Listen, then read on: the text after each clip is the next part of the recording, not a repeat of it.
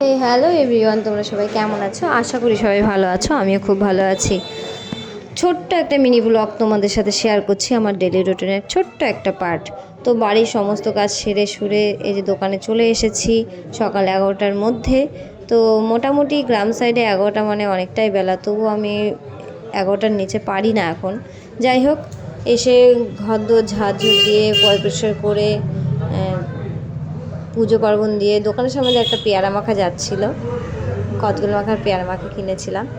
তো আমার খুব ভালো লাগে টক জাতীয় জিনিস, তাই কিনলাম। তোমাদের কার কার ভালো লাগে বলো। তারপরে একটা স্পা ট্রিটমেন্ট আসলো দুপুরবেলা, ওটা করে আমি বাড়ি চলে গেছিলাম। বাড়ি গিয়ে খাওয়া দাওয়া করে একটু রেস্ট নিয়ে আবার সন্ধ্যাবেলায় দোকানে এসেছি। তো দোকানে এসে টুকিটাকি কাজ করেছি। তো একটা আইব্রো প্ল্যাক তোমাদের সাথে শেয়ার করলাম। তো কাস্টমারের ফেস আমি রিভিল করি না। তো দেখে জানিও আমার ছোটো ছোটো এই মিনি ব্লগগুলো, আমার কাজের ভিডিওগুলো তোমাদের যদি ভালো লাগে।